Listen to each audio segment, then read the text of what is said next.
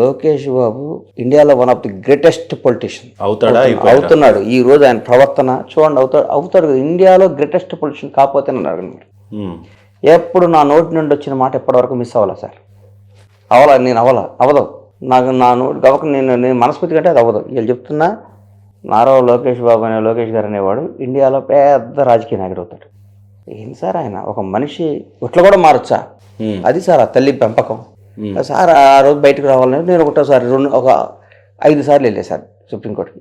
Bail వస్తుంది బయట రకరకాల రూమర్స్, పిచ్చి మాటలు చెప్పడం కరెక్ట్ కదా.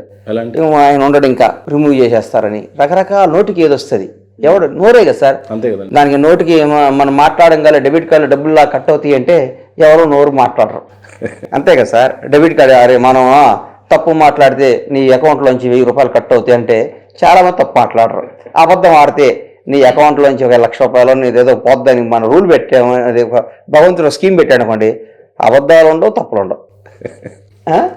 అంతే కదా సార్. నోటికి ఏదొస్తుంది మాట్లాడేవాళ్ళు. నాకు కూడా భయం వేసింది సార్. ఇంకా బయటికి రాడేమో, ఇక బయటికి రావడం, వస్తే బయటికి రావడం లోపల ఏం చేస్తారని భయపడేవాడు నేను సార్ని.